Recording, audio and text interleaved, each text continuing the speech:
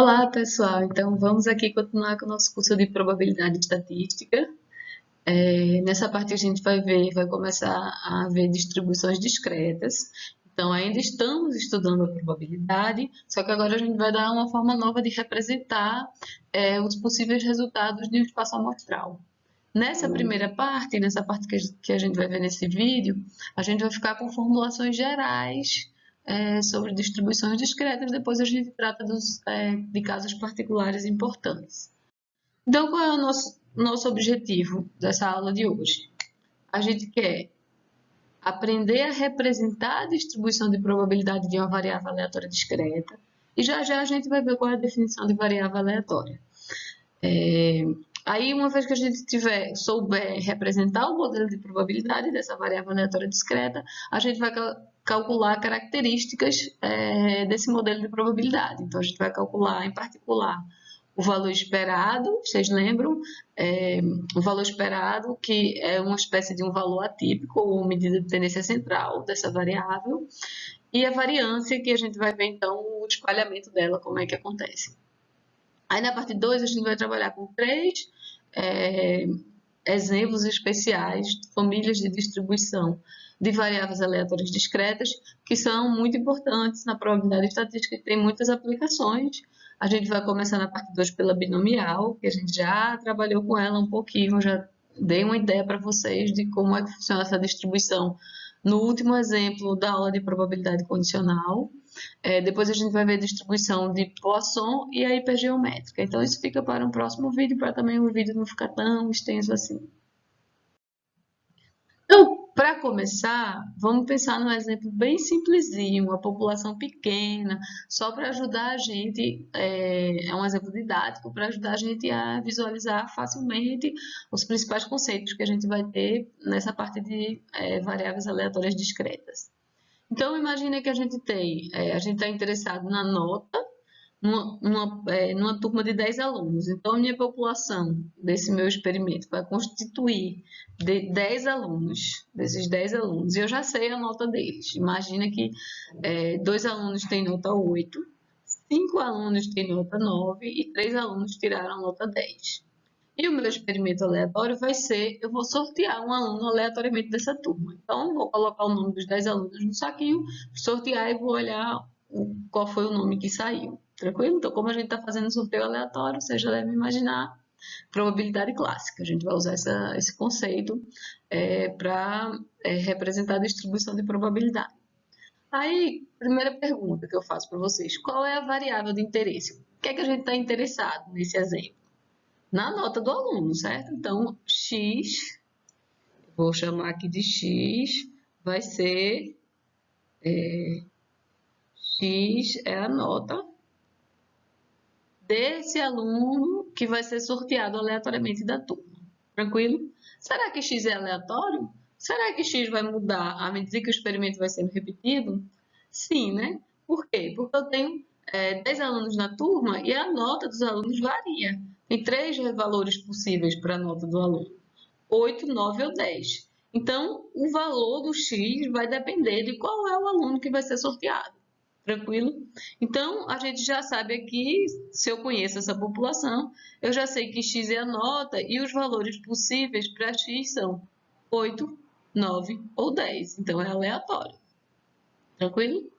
Então, vejam que, como eu vou estar trabalhando com uma variável que vai ser aleatória, a gente vai chamar isso de variável aleatória. Então, variável aleatória é muito simples, é isso mesmo que a gente está vendo aqui. Às vezes a gente pensa que vai ser um conceito muito mais sofisticado, mas não, a definição da variável aleatória é bem simples. Então, uma variável aleatória é simplesmente isso. A gente tem que ter um resultado numérico para um evento aleatório, um evento incerto. Então, a gente vai partir de um resultado numérico, só basta ser um número, onde a gente tiver incerteza. Então, eu trouxe aqui para vocês 3 exemplos de variáveis aleatórias. A gente vai ver que elas têm uma característica um pouquinho diferente uma da outra. No primeiro exemplo, imagina que a gente vai lá numa fábrica que está produzindo lâmpadas, e aí a gente escolhe uma amostra de 10 lâmpadas nessa fábrica, e aí a gente quer fazer um teste. A gente quer fazer um teste de durabilidade nelas. Então, a gente quer ver quantas dessas 10, então, o número de lâmpadas nessa amostra de 10 lâmpadas que queimam antes das 10.000 horas. Tranquilo? Então, se a gente teve sorte, se a gente pegou um bom lote, a gente vai ter nenhuma dessas 10 lâmpadas vão queimar.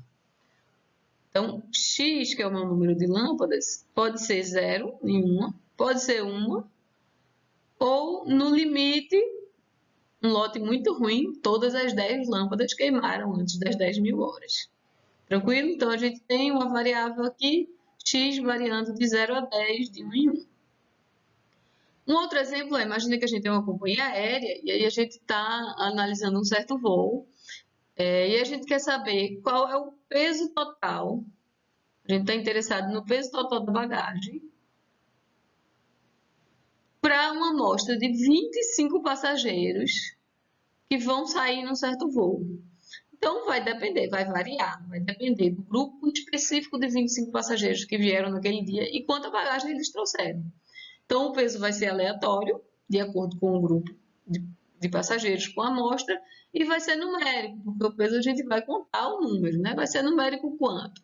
Em teoria, pode ir de 0, certo? Nenhum passageiro trouxe nenhuma bagagem, que é bem provável, mas em teoria vamos supor que pode ser que aconteça ainda, até um caso em que a gente coloque a restrição máxima que a companhia deixa. Então, vamos supor que a companhia aceite no máximo 2 bagagens de 21 quilos para cada um dos 25 passageiros. Então, a gente teria 50 vezes 21, tranquilo?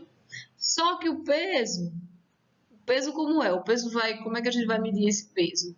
O peso vai ser uma variável real, certo? A gente pode trazer 10 quilos e 227 gramas, 20 quilos, 180 gramas, e assim sucessivamente. Então, esse conjunto, essa variável, as duas são numéricas, as duas são aleatórias, mas vocês já podem ver que o conjunto de valores possíveis é um pouquinho diferente. Enquanto o conjunto do número de lâmpadas numa amostra que queimam é contável, esse daqui não, ele é não contável, não numerável, certo? Um outro exemplo é vocês me dizem o que é que vocês acham que vai ser o tipo de variável, assim, quanto é que ela vai variar. Então, nesse exemplo, imagine que a gente está num trecho de rodovia e aí a gente vai contar ao longo de em um mês, quantos acidentes acontecem nesse trecho de rodovia. Então, como é que ficaria essa variável aleatória? Ela é aleatória sim, porque ela vai depender do mês específico que a gente vai estar olhando. Em janeiro pode ser um certo número, em fevereiro pode ser outro, varia de ano pode ser um outro número. Então, ela vai ser aleatória, vai depender do mês específico que a gente está pegando. E aí a gente pode ter nenhum acidente, um acidente, 2 acidentes, 3 acidentes e assim sucessivamente. Certo? Então, essa variável aleatória é um pouquinho diferente das demais, porque, apesar dela ser contável, eu não vou colocar um limite máximo. Quantos acidentes no máximo a gente pode ter? Então, a variável aleatória é bem simples, é um resultado numérico. Então, imagina só, é um resultado numérico. Então, aqui a gente tem nosso espaço amostral. E o que é que vai definir uma variável aleatória? A gente vai pegar os resultados possíveis do espaço amostral, os eventos possíveis, e vai associar esses eventos um número. Como a gente pode ver aqui nesse exemplo, a gente pode ter 2 eventos possíveis associados ao mesmo número. O que a gente vai estar interessado agora vou associar um número. Então, quando eu associo um número, eu fico com valores reais. Então, fica mais fácil da gente representar graficamente a distribuição de probabilidade, porque a gente transformou numa reta os valores possíveis da variável aleatória. Tranquilo? Aí vamos começar vendo o primeiro exemplo de variável aleatória. A variável aleatória, essa variável vai ganhar o nome de Bernoulli. É uma variável bem simples. A gente vai estar interessado em um sucesso ou um fracasso, sucesso e complementado sucesso. E aí a gente vai jogar uma probabilidade para cada um desses. Então, só para dar um exemplozinho, imagine que vocês ligam para um estudante qualquer, liga para a coordenação. Então, a cada ligação para a coordenação é uma repetição do nosso experimento, certo? Esse estudante pode ser atendido imediatamente, vou chamar isso de sucesso, ou ele pode ficar na linha de espera, vai ficar esperando, mas para não pensar que é coordenação, imagina que a gente ligou para um call center. Ou você imediatamente tem um atendente que fala com você, ou diz assim, você está na linha, você é o quarto da fila, o quinto da fila. Então, nesse caso de você ter que esperar, a gente vai chamar de fracasso. Então, meu espaço amostral eu vou dividir só nessas duas possibilidades, sucesso e fracasso, certo? E vou definir uma variável aleatória, vai ser um número que eu vou associar a esse sucesso e fracasso. Poderia ser menos 150 e mais 250, poderia ser o número que eu quisesse. Mas eu vou pegar dois números bem simples, eu vou pegar 0 e 1.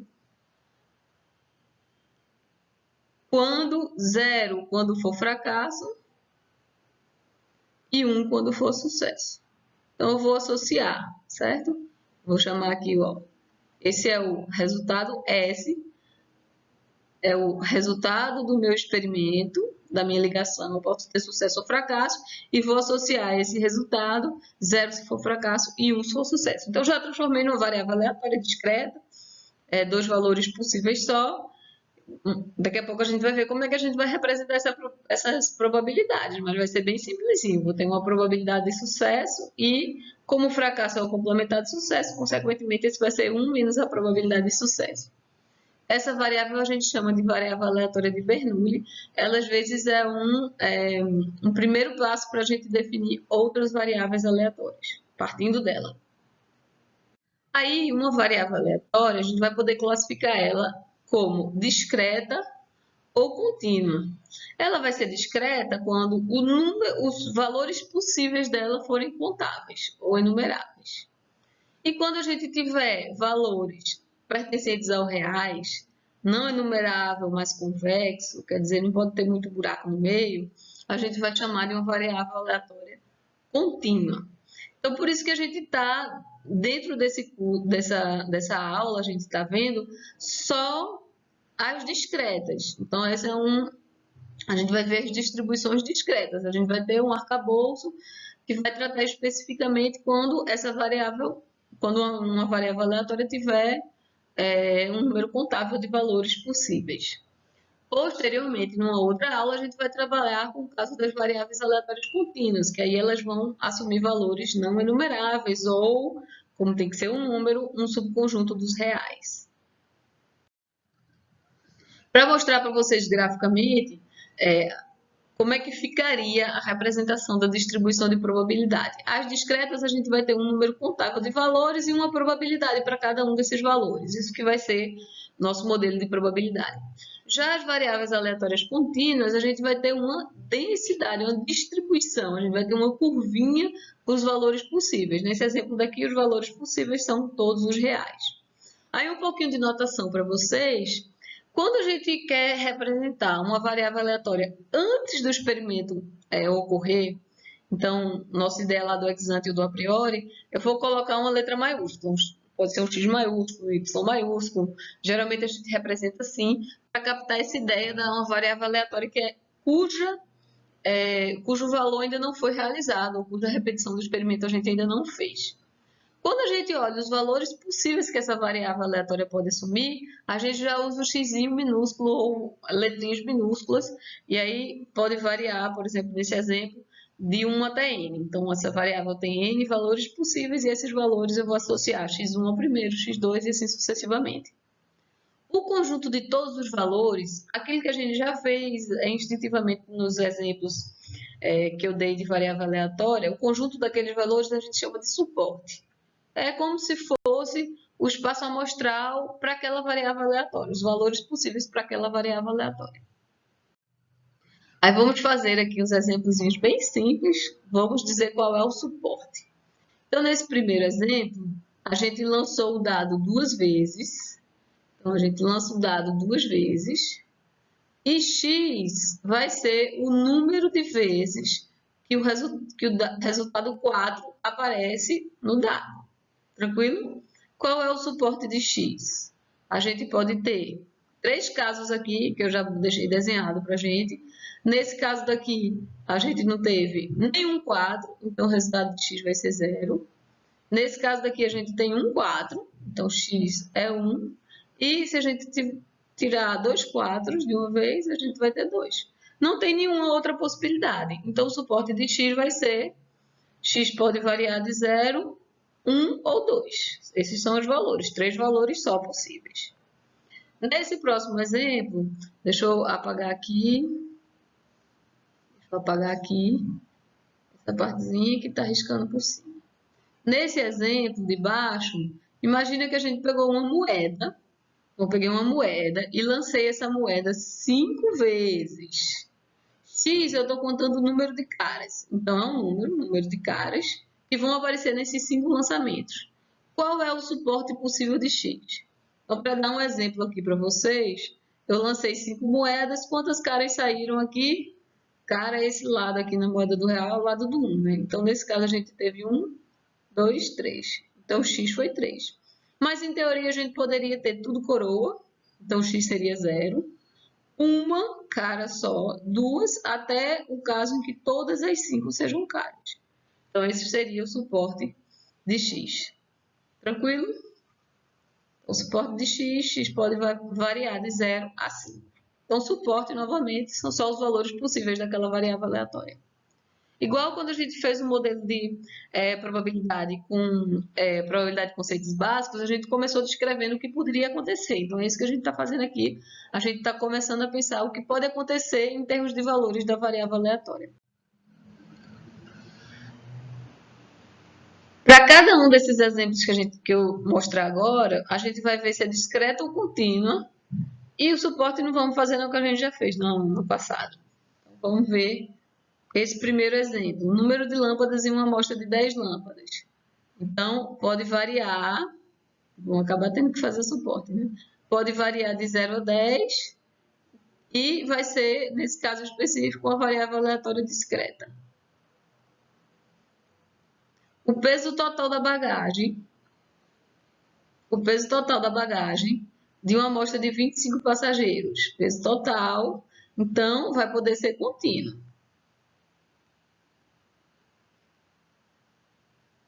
Esses a gente já tinha trabalhado, tá fácil, né? Vamos ver esse. O número de acidentes em um trecho de rodovia. Então, a gente pode ter 0, 1, 2, apesar de poder ir até infinito, que a gente já tinha feito na aula, no slide passado, até infinito, são um número inumerável de valores, um número contável. Então, a gente vai ter uma variável aleatória discreta. E se eu pegar um cidadão do Natal e sortear aleatoriamente esse cidadão e medir a altura? A altura, vocês acham que vai ser o quê? Discreto ou contínuo? Contínuo, né? Por quê? Vai variar, por exemplo, entre... Toda vez toda vez eu fico enganchada aqui em qual poderia ser a altura mínima de um adulto. Vamos colocar aqui 1,40. Pode ser até menor do que esse? Pode. Estou só dando um valor. Pode ir de 1,40 até 2,20. Imagino que 2,20 também seja muito, certo? Para um habitante do Natal. Mas o que eu quero que vocês vejam é que é um subconjunto dos reais. Eu posso ter vários números quebradinhos aqui dentro. Então, essa variável aleatória vai ser contínua. Esse tipo de modelo de probabilidade para esse tipo de variável, só numa próxima aula. Aí, vamos voltar lá naquele exemplo que a gente tinha dos alunos, certo? Nossos 10 alunos na turma, a gente sabia a nota deles. O experimento vai ser, vou sortear um aluno aleatoriamente, vou registrar a nota dele. Como é que vai ficar nosso modelo de probabilidade? Vamos começar com o suporte. Quais são os valores possíveis para x? X pode ter valores 8, 9 ou 10. Como é que eu vou saber a probabilidade de cada uma dessas notas ser sorteada? Vou chamar isso de P de X. Aí imagina que eu dei um nome para cada um aluno desses. Então imagina que isso aqui é o aluno 1, aluno 2, aluno 3 e assim sucessivamente até o aluno 10. Pela probabilidade clássica, a gente vai ver que a gente vai sortear um desses 10, certo? E qual é a probabilidade de eu tirar o primeiro aluno? É 1 em 10. O segundo aluno, 1 em 10, porque eu estou fazendo isso bem aleatório. Eu estou sorteando, partindo de uma urnazinha. Então, como é que vai ficar meu modelo de probabilidade? Qual vai ser a probabilidade de x assumir o valor 8 agora? Quanto é que vai ser? eu vou ter 2 alunos que vão estar associados com essa nota. Então, pela probabilidade clássica, eu vou ter 2 em 10. 2 sobre 10. E qual é a probabilidade de x ser 9? Se eu sortear um desses 5 alunos. Então, vai ser 5 sobre 10. Qual a probabilidade da nota ser 10? Vai ser 3 sobre 10. Então, o modelo de probabilidade é muito simples, é só isso. Listar os valores possíveis e listar a probabilidade de cada valor sair. Vamos formalizar agora. Eu gosto de fazer esse exemplo antes, para vocês verem que é muito simples e não se perderem com a formulação matemática mais geral, que é o que eu vou mostrar no próximo slide. Então, nesse slide, como é que vai ficar nosso modelo de probabilidade? A gente vai chamar de função massa de probabilidade, ou FMP. Quando a variável aleatória discreta, a gente gosta de dar esse nome massa. Quando ela é contínua, vai ter um outro nome. De uma variável aleatória vai ser definida para cada valor do suporte. Então, lá naquele exemplo que a gente acabou de fazer, para o 8, para o 9 ou para o 10, a gente vai ter uma probabilidade associada, que eu vou chamar de pezinho de x. E como é que eu vou calcular isso? Eu vou calcular a probabilidade de todos os eventos do espaço amostral que estão associados àquele valor de x. Então, no 8, o primeiro x possível, o 8, quais eram os eventos do espaço amostral que eu tinha se eu tirasse ou o aluno 1 ou o aluno 2? Então, a probabilidade de tirar ou o 1 ou o 2 era 2 sobre 10, a gente calculou desse jeito. Qual é a probabilidade do próximo valor possível, do x igual a 9? Poderia ser do aluno 3 até o aluno 8. 8 não. Até o aluno 7. Eu tinha 5 alunos com nota associada a um 9. Então, a probabilidade desses 5, 5 em 10. Qual é a probabilidade do último valor possível? Probabilidade da nota ser 10. Eu tinha 3 alunos que tinham tirado nota 10. Tranquilo? Então, é bem simples, é aquilo que a gente já tinha feito mesmo. Como é que a gente vai representar? A gente vai fazer uma tabela, todos os valores possíveis, x1, x2 até xn, e vou calcular, usando o que eu já sei lá de probabilidade de conceitos básicos, a chance de cada um desses valores possíveis, p de x1, p de x2 até o p de xn. Essa lista de valores possíveis e sua probabilidade já define a função massa de probabilidade, já define o modelo de distribuição dessa variável aleatória, discreta. Vocês lembram que lá em probabilidade e conceitos básicos, a gente falou que toda distribuição de probabilidade tem que satisfazer os axiomas de Kolmogorov? O que significa isso no contexto quando a gente está com uma variável aleatória discreta? Primeiro, axioma de Kolmogorov, a não negatividade.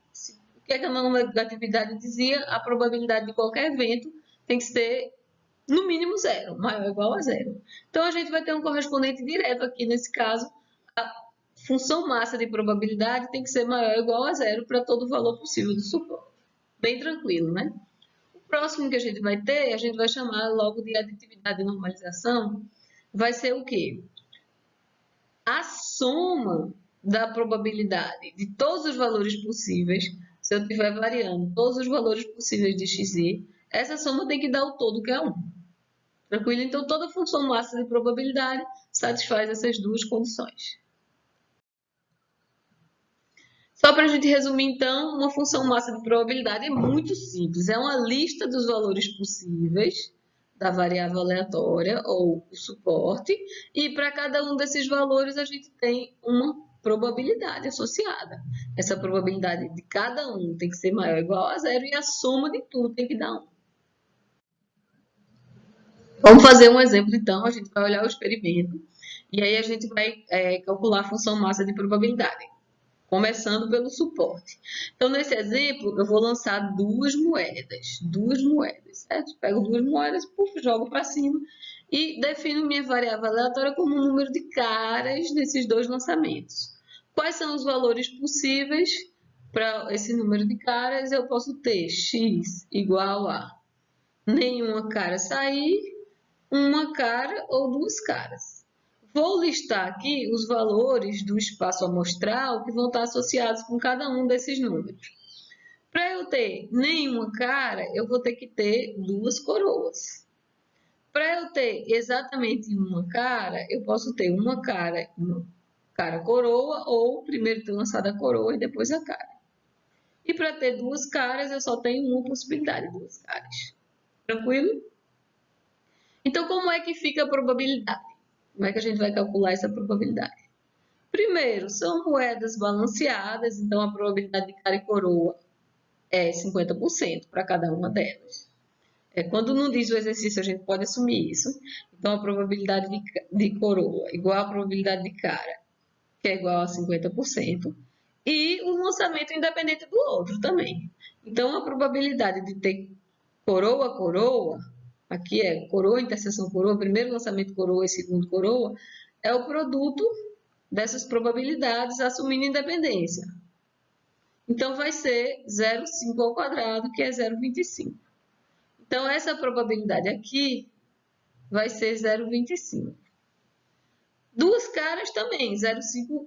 Duas caras também, 0,5 vezes 0,5. Então, a gente vai ter 0,25 aqui. E qual é a probabilidade da gente ter primeiro uma cara e depois uma coroa? 0,25. Primeiro uma coroa, depois uma cara, 0,25. Como esses dois eventos aqui são mutuamente excludentes, a probabilidade deles dois, então, é a soma das probabilidades. Então, a probabilidade de eu ter uma cara vai ser duas vezes 0,25. Nesse caso, 0,50. Então, a gente já tem aqui nossa função massa de probabilidade, valores possíveis para x, 0, 1 ou 2, com que probabilidade 0,25, 0,5 e 0,25. Veja que a gente sempre pode analisar, será que a gente errou em alguma conta? Se é uma função massa de probabilidade, essa soma, todos os valores possíveis tem que dar 1, o que está acontecendo aqui, 0,25 mais 0,5, 0,75 mais 0,25 deu 1 no total. Tranquilo? Aí, vou apagar, né, que eu já tenho aqui bonitinho a tabelinha, os slides. Eu quero mostrar para vocês como é que a gente vai representar visualmente o modelo de probabilidade. A gente vai colocar assim, valores possíveis, 0, 1 ou 2, valores possíveis 0, 1 ou 2, com que probabilidade? Aí a gente faz uma barrinha para ficar parecendo com o histograma. A probabilidade do 0 é 0,25, a probabilidade do 1 é 0,5, a probabilidade do 2 é 0,25 também. A gente ficou com essa distribuição aqui, esses três pontinhos. Tranquilo? Olhando visualmente para essa distribuição, onde é que está a média dela? Onde é que vocês acham que está a média? Ela é simétrica, né? Em torno do 1, então a média vai estar aqui. Depois a gente vai aprender a calcular a média, certo? Mas eu só quero que vocês vejam que ela está aqui e ela tem um certo espalhamento em torno desse 1, porque eu tenho valores possíveis para um lado e para o outro. Uma forma alternativa da gente representar um modelo de distribuição de probabilidade de uma variável aleatória discreta é usando uma função de distribuição acumulada. O que é que a função de distribuição acumulada faz? Ela acumula a probabilidade de uma variável aleatória x assumir qualquer valor igual ou inferior a um valorzinho específico. Então, pegando lá naquele exemplo da nota, a gente teria para o 8, qual é a probabilidade acumulada até o 8? Aí poderia ser a nota ser 0, 1, 2, 3, até o 8, incluindo o 8. Então, pelas nossas contas lá, seria 2 sobre 10, porque nenhum valor abaixo do 8 existia, e exatamente no 8 a gente tinha 2 sobre 10. Então, a gente vai fazer isso para cada número possível de x, sendo x aos reais. Daqui a pouco, quando eu botar no gráfico, vai ficar mais fácil para vocês. Aí, o que essa função acumulada faz, ela simplesmente soma ou acumula. Quando eu estiver lá com 9, imagina, eu pegava lá nosso exemplo, deixa eu até escrever aqui, nossa função massa de probabilidade para aquele exemplo. 8, 9, 10. Quando eu pegasse o 9, quando eu tivesse aqui, eu ia acumular tudo exatamente igual ao 9 e tudo para trás. Eu vou botar aqui, vou botar o Fzão de x, certo? Acumular. Então, aqui era 2 sobre 10, 5 sobre 10 e 3 sobre 10.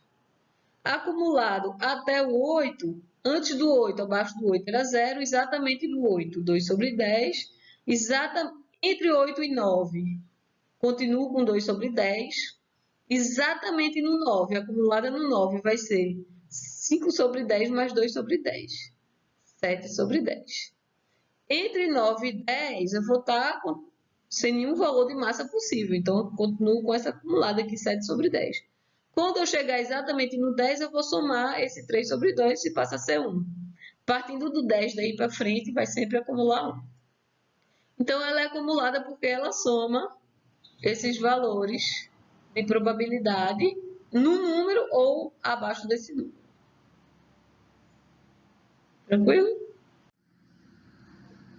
Então, uma representação geral a gente vai fazer a soma da massa de probabilidade em todos os valores que são menores ou iguais a x.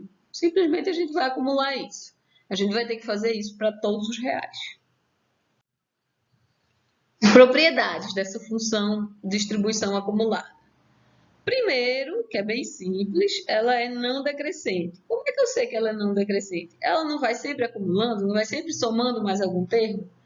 E a gente não está com uma função massa de probabilidade, então a gente não tem que satisfazer a não negatividade.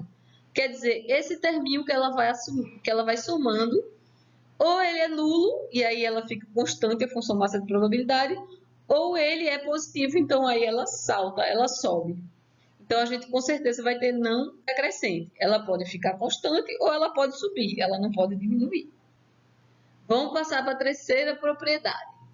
Lá no menos infinito, no limite, quando o x tender a menos infinito, lá no menor valor possível, ela não vai ter nada para acumular. Então, ela vai partir de zero. Na pior das hipóteses, no menor valor possível, ela é zero. Lá no mais infinito, ela vai ter acumulado o suporte todo de x. Então, lá no mais infinito, pela normalização, ela vai ter que acumular 1. Então, é uma função que vai do 0 ao 1 sem cair. Então, constante ou crescendo nesse intervalo do 0 ao 1. A gente sabe também que ela vai ser contínua à direita. Por que contínua à direita? O segredo vai estar no menor igual da definição. Como a definição f de x é a probabilidade de x ser menor ou igual a x, quando eu chego em x, vai ser mais fácil da gente ver no próximo exemplo que a gente fizer. Quando eu chego em x, exatamente nesse x, eu vou somar a massa de x. Então, a bolinha vai estar fechada em cima. Deixa eu mostrar para vocês, no próximo exemplo, eu volto nessa propriedade do contínuo à direita. Contínuo à direita, não sei se vocês lembram, a função pode até ter saltos, mas ela tem que estar bolinha fechada em cima. Então, a direita, ela vai estar contínua. Então, a função de distribuição acumulada, como eu mostrei lá a definição para vocês, ela é definida para qualquer valor dos reais. Qualquer x que você me der, eu lhe digo quanto acumulou até aquele x, incluindo ele. Quando a variável aleatória é discreta, os valores possíveis, onde a variável aleatória tem massa de probabilidade, a gente vai ter ponto de descontinuidade, ou ponto de salto dessa função de distribuição acumulada. Naquele exemplo lá das duas caras, eu tinha essa função massa de probabilidade. Como é que fica essa acumulada? Então, a gente vai definir para qualquer valor possível da reta. Ixi, que reta torta. De novo. Qualquer valor possível da reta. A gente vai ter aqui, vou botar aqui o 0, o 1 e o 2, certo? 0, 1 e 2, valores possíveis de x, e aqui eu vou fazer o f de x. Abaixo de 0, quanto eu tenho acumulado? Nada. Então, abaixo de 0, eu venho com 0 aqui, minha função. Quando eu chego no 0, quanto é que eu vou acumular? Eu vou acumular os 0,25 de massa de probabilidade do 0. Então, ele vai pular aqui para 0,25. Pulou para 0,25, bolinha fechada em cima. E aí, entre 0 e 1, sem incluir o 1, por exemplo, lá no meio, quanto é que eu acumulei? Quais são os valores que tem massa abaixo do meio, por exemplo? É só o 0. Então, ela vai continuar aqui no 0,25. Quando chegar no 1, essa função salta de novo. Por quê? Porque eu vou passar a incluir a massa do 0,5. Como eu falei para vocês, a chave é que quando a gente definiu, a gente colocou o igual aqui na função distribuição acumulada. Então, quando chegar no 1, vai somar 75. Então, vai somar... era para ter feito de preto. Estou toda atrapalhada com essas cores. Então, aqui no 0, eu tinha feito muito pequeno, certo? Então, 0,25, 0,75 e 1. Então, aqui, a gente vai subir, vai somar 0,5. Essa função vai passar para 0,75 acumulado. Bolinha fechada em cima. No 1, vai somar a massa do 1, que era meio, com a massa do 0, que era 0,25. Aí, entre 1 e 2, sempre no 2, ela vai constante. Chegando no 2, bolinha aberta. Vou somar a massa do 2. Então, eu vou passar daqui para acumular 1 daqui para frente. Por exemplo, o acumulado abaixo do 4, quanto é que tem? Vai ter a massa do 0, a massa do 1 e a massa do 2. Se eu somar tudo, vai dar 1. Tranquilo? Então, é assim que a gente faz a distribuição acumulada de uma variável aleatória discreta. Aí, aqui nos slides, só para mostrar para vocês, eu tinha colocado um embaixo do outro. Para que é que eu coloquei um embaixo do outro? Para vocês verem que os saltos dessa função acumulada vai ser os pontos em que a função tem massa. Então, onde tem massa de probabilidade, essa função pula. E qual é o valor do pulo? É o valor da massa. Então, ela vai saltando e esses saltos representam a probabilidade naquele ponto específico.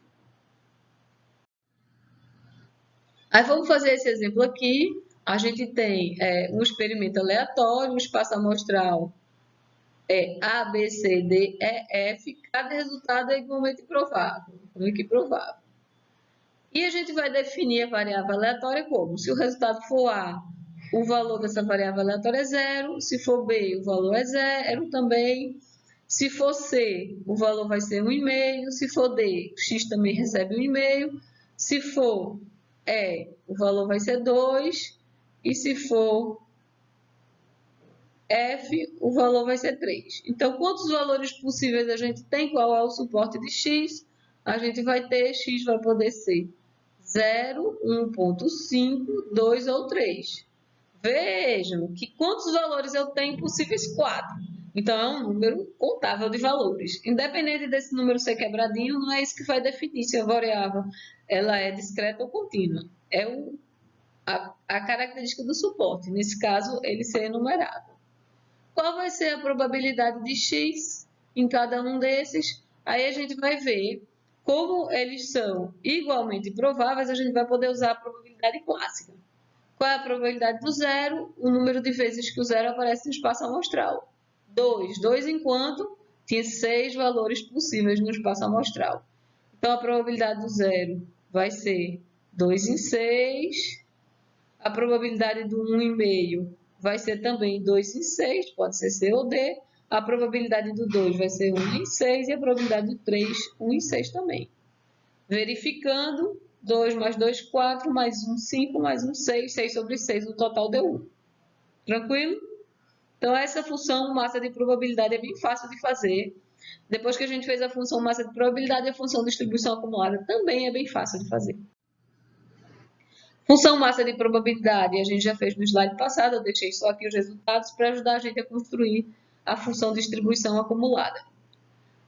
Eu gosto de fazer sempre pelo gráfico, mas a gente também pode dar direto a expressão, certo? Espera aí que eu fiz muito pequeno esse espaço. Deixa eu apagar aqui. Vou botar esse traço bem mais aqui embaixo.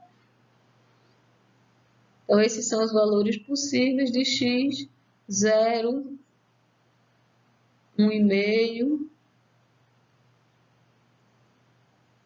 2, 0, 1,5, 2 e 3. Tentei colocar em escala, tá? E aqui a gente vai fazer acumulada. Então, vocês lembram, a gente sabe que vai dar salto sempre que chegar nesses valores. A gente sabe que é contínuo à direita, ou seja, que a bolinha está fechada sempre em cima. Antes do menor valor possível, essa função vem sempre nula. No caso, o menor valor possível é 0, então vai estar aqui o 0. Aí, no 0, ela vai pular ela vai pular no valor do salto 2 sobre 6. O valor do salto é o valor da massa dele, em 2 sobre 6. Vai continuar constante até chegar no 1,5. Chegou no 1,5, ela salta de novo. Quanto é o valor do pulo? 2,6. Então, 2,6 mais 2,6 vai vir aqui para o 4,6. 4,6. Vai continuar constante até o 2. Chegou no 2, ela pula de novo. Ela pula em quanto? Em 1/6. Então, aqui ela vai para 5 sobre 6. 4 sobre 6. Chegou aqui, ela vai constante até o 3. No 3 ela pula de novo, ela vai para quanto? Para 1. Tranquilo? Então, analiticamente, como é que a gente faz? A gente faz a função usando as chaves, certo? Se x está abaixo de zero, essa função é zero. Então, se x é menor do que zero. Se x está entre 0 e 1,5, incluindo 0, excluindo 1,5, ela vai valer 2 sobre 6. Então, se x está entre 0 e 1,5, sem incluir 1,5, a bolinha está aberta nesse trecho. O próximo trecho vai ser 4 sobre 6 para valores de x entre 1,5 e 2, sem incluir 2. Dali eu vou para 5 sobre 6 para x entre 2 e 3. E para x acima de 3, incluindo 3, essa função vale 1. Bem tranquilo, né? Então, aqui nesse slide tem as respostas, certo? Daquele exercício que a gente acabou de fazer, a distribuição acumulada, lembrando o pontinho à direita, bolinha fechada em cima, a função massa de probabilidade e aqui a função distribuição acumulada escrita de forma analítica.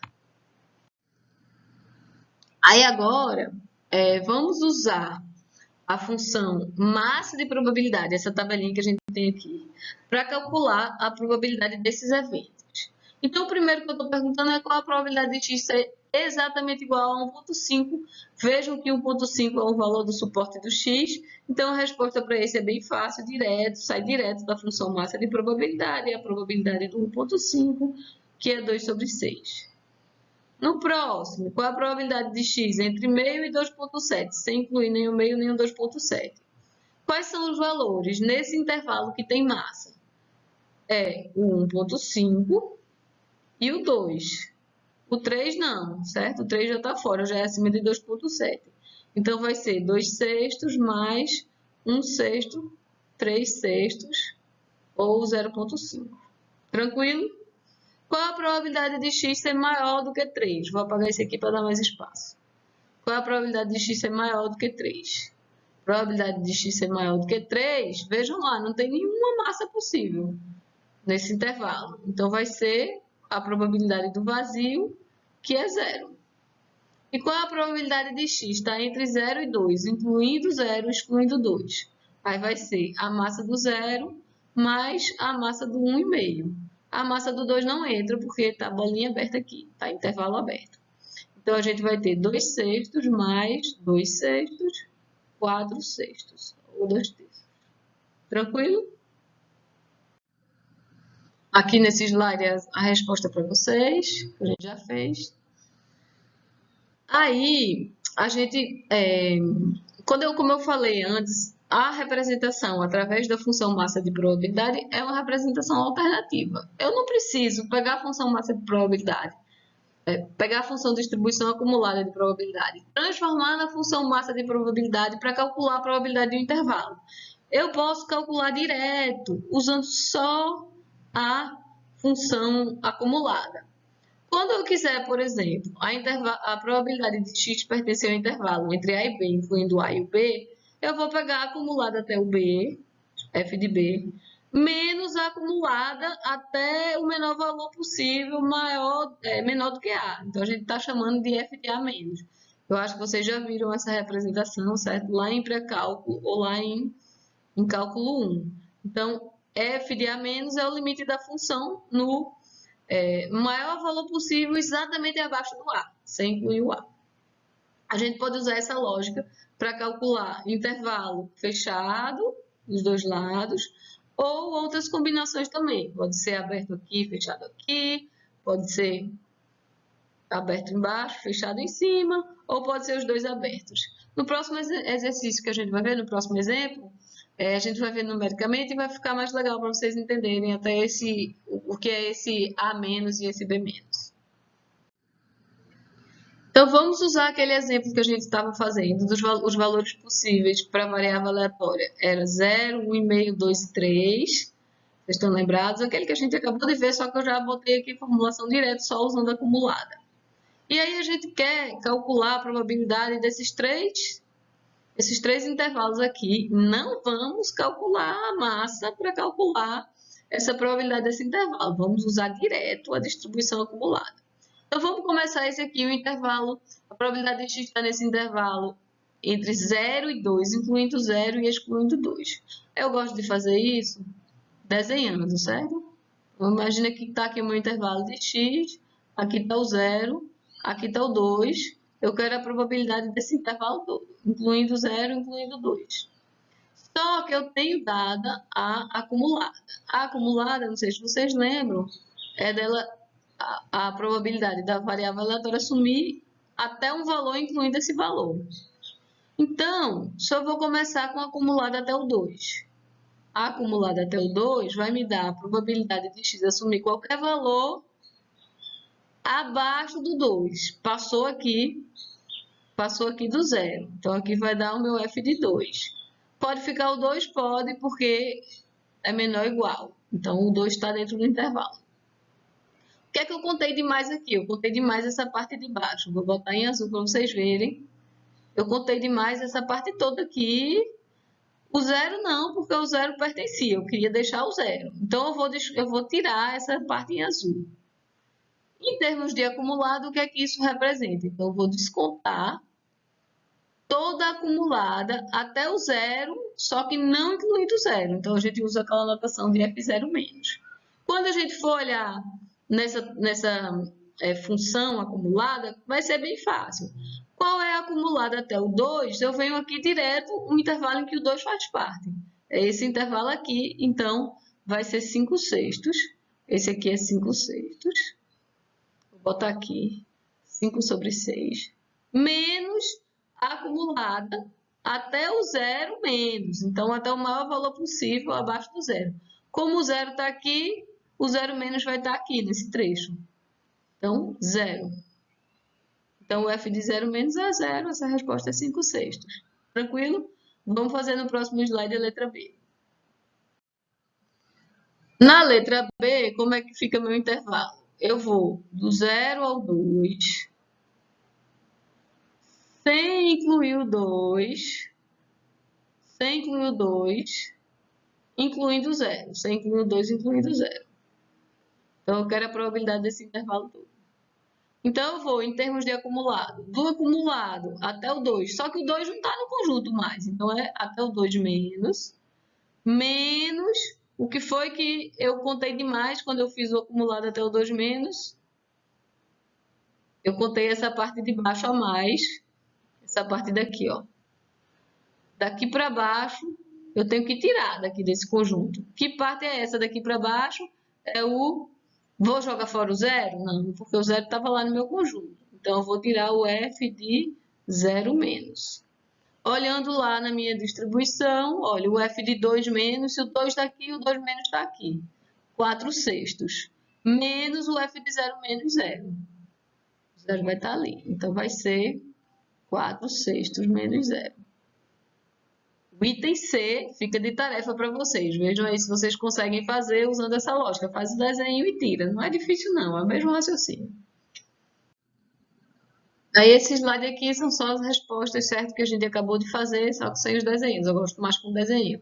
O item C ficou aqui de tarefa para vocês. Então, nesse exemplo, a gente vai ser dado para a gente uma função massa de probabilidade, só que numa outra forma de apresentar essa função massa. Foi dado como uma função, então aqui estão os valores da massa, e a gente tem o suporte. Então, x pode variar de entre 1, 2 e 3. Representando em forma de tabela, que era o que a gente estava trabalhando, eu vou ter aqui os valores possíveis de x, 1, 2 ou 3, e a probabilidade de cada um desses valores.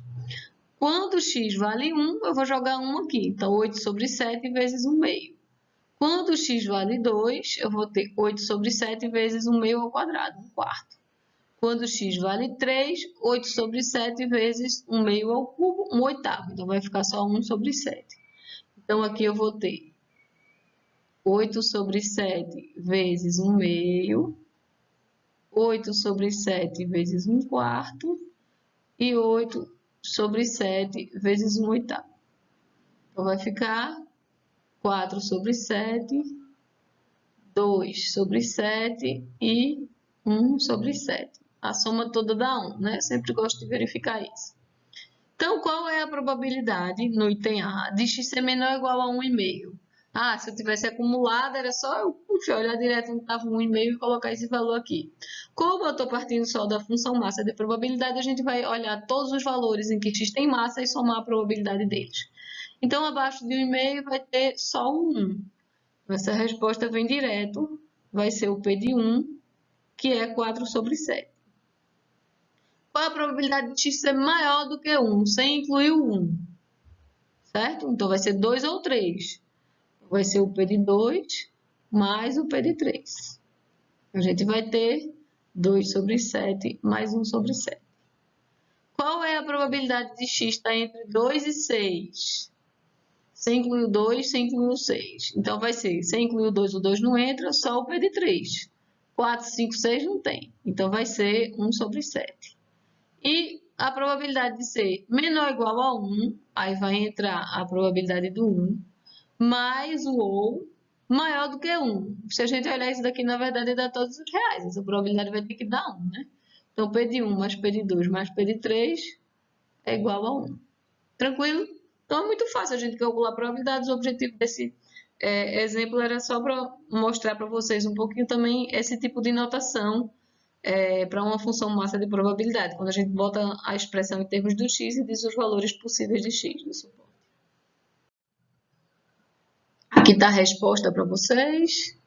A primeira parte da resposta que eu não fiz formalmente, eu só fiz analisar, é que se uma função é função massa de probabilidade, a probabilidade dela tem que ser maior ou igual a zero, o que é, né? 4 sobre 7, 2 sobre 7, ou 1 ou 0 nos outros pontos, e a soma total tem que dar 1. Então, a soma dava 1, então ok, era uma função massa de probabilidade. E aqui a gente tem o que eu estava falando para vocês, os resultados da conta que a gente acabou de fazer. E aí, só para a gente resumir, então, nessa parte da aula, a gente caracterizou modelos de probabilidade quando eu estou trabalhando com uma variável aleatória discreta. Lembrando, variável aleatória é um número que eu vou associar ao experimento aleatório. A gente pode representar ou usando a função massa de probabilidade ou usando a função acumulada de probabilidade. Tanto faz um ou outro. Por quê? Como é que eu faço para obter uma partindo da outra? A gente fez vários exercícios em que a gente partiu da função massa de probabilidade e calculou acumulado. A gente foi acumulando o que estava ali até aquele ponto. Como é que a gente faz para o inverso? Se eu dou acumulada para vocês, como é que a gente calcula a massa? É muito fácil. Vocês lembram? A variável aleatória vai ter massa nos pontos de continuidade, sempre que ela saltar, sempre que a acumulada saltar. E o valor da massa vai ser o tamanho do salto. Então, é muito fácil a gente ter a função massa partindo da acumulada. O que a gente vai fazer agora, na continuação da aula, é a gente analisar características da distribuição de probabilidade. Então, a gente não tinha nossos gráficos de probabilidade, a gente vai analisar esse gráfico, uma medida de tendência central, ou um valor da média, que a gente vai chamar de valor esperado ou esperança. E a gente vai ter também, a gente vai ver média de funções de uma variável aleatória, que é algo que a gente usa bastante, e depois a gente vai analisar a dispersão através da variância ou do desvio padrão de uma variável aleatória. Então, a gente vai começar agora a analisar características de uma população ou características da distribuição de probabilidade de uma variável aleatória, imaginando que essa variável aleatória está representando uma informação da população toda. Então, a primeira característica que a gente vai analisar é uma característica de tendência central, o valor típico. Esse a gente vai chamar de valor esperado. Daqui a pouco a gente fala por que é valor esperado. Mas a primeira interpretação que eu queria analisar para valor esperado é a gente pensar que a gente vai ter a média da população, o valor médio de uma variável aleatória na população como um todo. Então, essa é a primeira interpretação. Imagine que eu conheça a população toda. Então, eu tenho aqui uma população, várias pessoas dentro. Estou falando em pessoas, mas a gente já discutiu isso lá no início do curso. E não precisa necessariamente ser pessoa, pode ser objeto, pode ser animal, pode ser algo mais abstrato. Então, o valor esperado, a gente pode ter essa interpretação como sendo a média, a característica média dessa população. Então, nessa população, eu vou olhar alguma variável de interesse, por exemplo, quero saber qual é a altura média de um cidadão selecionado aleatoriamente de Natal. Então, vai ser um valor típico, ou valor do meio de altura dos cidadãos, dessa cidade que a gente está olhando, representando aqui com a letra Mi. Essa é uma forma da gente interpretar o valor esperado. Ele pode ser entendido como a média da população. Mas ele também pode ter uma outra interpretação. A gente pode entender ele como a média se a gente repetir um experimento um número infinito de vezes. Então, nesse exemplo que eu dei para vocês, da população de Natal, tanto faz eu interpretar como sendo a altura média se eu tivesse informação de todas as pessoas dessa cidade, quanto eu vou repetir meu experimento. O que vai ser experimento nesse caso? Vou selecionar um habitante dessa cidade de Natal ao acaso e vou tirar a altura média dele. Essa seria uma repetição do experimento. Mas imagine que eu vou repetir isso não uma vez, mas um número infinito de vezes. Eu vou cada vez sorteando, anotando e tirando a média, sorteando, anotando e tirando a média. Então, qual é o valor que eu espero que seja, ou por isso que a gente chama de valor esperado, da média se eu repetir esse experimento infinitamente, da média da variável de interesse. Então, o valor esperado vai ter essas duas interpretações. Tanto eu imaginar a média realmente na população, quanto a média de repetições, de infinitas repetições no experimento. O que o valor esperado não representa, que muita gente confunde, é a moda da população. Então, não precisa ser o valor mais frequente naquela população. Pode ser, na verdade, como a gente vai tirar uma média, pode ser um número quebrado, pode ser um número que nem apareça na população como um todo.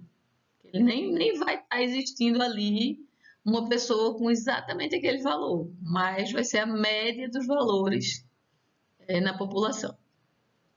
Tranquilo? Então, vamos ver um exemplozinho bem simples. Vocês lembram lá daquele exemplo que a gente estava analisando das notas dos alunos? Então, eu tinha uma turma com 10 alunos. Então, esse exemplo tem uma população bem menor, para ficar mais fácil da gente imaginar qual é o resultado. Uma turma com 10 alunos e eu tenho as notas desses 10 alunos anotadas. Qual é a nota média nessa população? Então, vamos tirar a média aqui. É bem simples, né? Como é a média? Vai ser a soma de todos. Então, 2 8 mais 5 9 mais 3 10. Dividido por 10, que é o número total de alunos nessa turma. Eu fiz uma coisa aqui. Esse eu quero saber a média de x. Vou apagar para fazer mais bonitinho. Não é x, é a média de x. A nota média nessa população. Então, quanto é que vai ficar? Eu vou reescrever essa expressão de uma outra forma. É que se a gente tirar essa média, já dá para a gente fazer agora na calculadora, esse valor vai dar 9,1. Mas não é isso que eu estou interessada em mostrar para vocês nesse exemplo. Eu quero mostrar que eu posso escrever essa média da seguinte forma. 2 vezes 8, mais, eu tenho 5 noves aqui, né? 2 8, 5 noves e 3 10. Mais 5 vezes 9, mais 3 vezes 10. Tudo dividido por 10. Que eu também posso escrever como? Vou pegar aqui esse 2 e vou dividir por 10. Vou pegar esse 5 e dividir por 10 e vou pegar esse 3 e dividir por 10. Professora, para que está fazendo isso? Vou mostrar para vocês já já. Então, eu vou ficar com 0,2 vezes 8, mais 0,5 vezes 9, mais 0,3 vezes 10. Tranquilo? Então, o que é que está aparecendo aqui? Eu tenho... Deixa eu só registrar aqui o que eu quero mostrar para vocês. Eu tenho os valores possíveis da variável aleatória nota na população. Pode ser 8, 9 ou 10, multiplicado pela probabilidade desses valores acontecerem. Então, vocês lembram quando a gente viu esse exemplo, a gente representava a função massa de probabilidade como sendo... A função massa era... Vou pegar meu x, valores possíveis para x. Valores possíveis para x, 8, 9 ou 10, com massa de probabilidade 0,2, 0,5 e 0,3. Então, uma outra forma de eu analisar a média na população, a média de uma variável na população, eu não preciso pegar todos os valores, somar e dividir pelo total. Se eu tiver a função massa de probabilidade, eu sei que vai ser cada valor possível da função massa ponderado pela chance desse valor sair. Que dava aquela outra interpretação de valor esperado no número infinito de vezes que a gente repete o experimento. Se eu vou repetir um número infinito de vezes, cada valor vai sair com frequência relativa igual à probabilidade, porque é isso que a probabilidade estava querendo capturar, vocês lembram? É a frequência relativa se a gente repetisse nosso experimento várias vezes, utilizando lá nossa ideia de probabilidade frequentista. Então, o valor esperado tanto é a média na população, como vai ter essa interpretação de número médio se eu repetir nosso experimento várias vezes. É por isso que muitas vezes a gente vai usar essa notação aqui. Tranquilo? Aí deixa eu apagar, que eu quero mostrar para vocês outra coisa. Então, eu vou apagar isso que eu escrevi aqui. Vamos registrar esse valor 9,1. Vamos fazer o gráfico dessa distribuição de probabilidade. Dessa função massa de probabilidade para essa variável nota de um aluno selecionado ao acaso nessa turma. A média está ali já registrada 9,1, certo? Deixei ali guardado. Vamos fazer a função massa de probabilidade. Então, a gente vai ter 3 valores possíveis para x. Vou botar aqui o p de x. 3 valores possíveis. 8, 9 ou 10, certo? Ixi, fiz muito pequeno, né? Vamos lá. 1, 2, 3, 4, 5, certo? Massa de probabilidade no 8 é 0,2. Então, eu vou aqui no meu segundo tracinho, vou fazer minha massa de probabilidade. Tranquilo? Massa de probabilidade no 9 vão ser os 5, 0, 5. Então, a cada tracinho desses aqui representa 0,1. Eu escrevi o valor aqui, 0,2, a gente vai precisar do 0,3. Não é? Tá ruim, né? Deixa eu refazer aqui.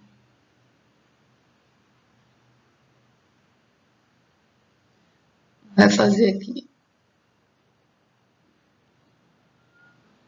0,1, 0,2, 0,3, 0,4, 0,5. Aqui é o p de x. Então, 0,2 está aqui. 0, 0,1, 0,2. O 0,5 vai ser exatamente esse que eu deixei aqui em cima. É a massa de probabilidade no 9. E qual é a massa de probabilidade no 10? Como é que a gente vai fazer representar? A gente vem aqui no 0,3. Então, esse é o meu gráfico com a distribuição de probabilidade. Tranquilo? A média, esse valor de média aqui que a gente tinha calculado, a média de x, também vai ser o valor médio nesse gráfico, parecido com como a gente fazia lá em estatística descritiva. Então, vai estar aqui, olha, representando a média dessa variável. Um pouquinho acima de 9, por quê? Se fosse simétrico, se eu tivesse a mesma massa no 0,8 que eu tenho no 8 que eu tenho no 10, essa média ficaria exatamente no 9, que é o valor do meio. Mas não é a massa de probabilidade. No 10 é um pouquinho acima do que o 8, o que fez puxar essa média um pouquinho para cima. Então, eu vou ter três formas de pensar nessa média. Eu posso pensar como sendo a média da população. Eu posso pensar nela como sendo o número médio se eu repetir meu experimento várias vezes. E posso pensar também nessa representação gráfica como sendo a média desse gráfico da função massa de probabilidade. Tranquilo? Passar. Aqui tem só aquelas contas que a gente tinha feito.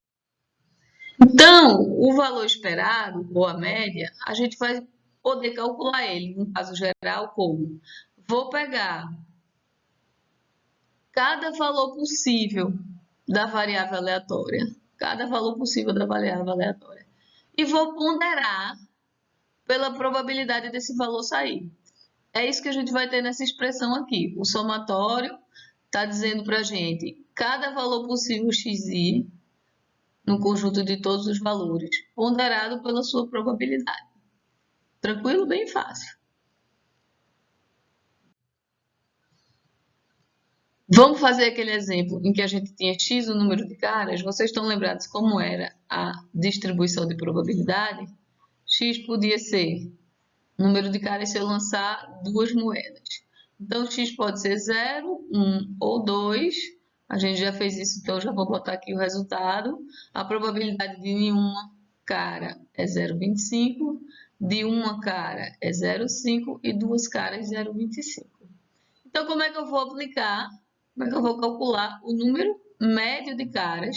Vejam que aqui não tem uma população, é uma população abstrata. Aqui eu só vou poder dar a interpretação de, se eu repetir meu experimento, um número infinito de vezes. Porque o que seria população de lançamentos? Não faz muito sentido, né? Então, a gente vai calcular o número médio, ou o valor esperado, do número de caras, como sendo cada valor possível, então vou começar com 0, ponderado pela probabilidade desse valor sair. Próximo valor possível é o 1, ponderado pela massa do 1. Por último, a gente vai ter o 2 pela massa do 2. Vou apagar esse aqui que está aparecendo menos. Então, tudo vezes aqui, certo? Então, vai ser 0, esse aqui eu não vou nem colocar. 0 vezes 0,25, mas isso vai para 0. 1 vezes 0,5, mais 2 vezes 0,25. O que vai dar 0,5 mais 0,5 vai dar 1. Então, nesse caso específico, o valor esperado foi igual a 1, que é um valor possível para a variável aleatória, e até o valor mais frequente, mas foi uma coincidência. Não é obrigatório a gente ter um valor possível na média, ou no valor esperado. Como naquele exemplo que a gente acabou de fazer, que o valor esperado era 9,1, sendo que a nota dos alunos só podiam ser 8, 9 ou 10. Então, não é obrigatório bater com os valores possíveis. Então, muitas vezes os alunos fazem a conta direitinho, aí pega e procura o valor mais próximo. Então, pegava lá o 9,1, chega lá na prova e diz assim, é 9,1, então eu vou arredondar para 9. Porque está na cabeça com a ideia o valor mais frequente. Mas não é, pode ser um número quebradinho. Porque se eu estiver repetindo meu experimento um número infinito de vezes, quando eu tirar a média disso, não é obrigatório eu bater um dos valores possíveis. Tranquilo? Aqui tem só as contas para você. Nesse exercício agora, é a mesma coisa. Vamos calcular o valor esperado, só que estou mostrando para vocês a função massa de probabilidade daquela forma, sendo uma funçãozinha. Cada valor x aqui vai ponderar, vai mudar a massa.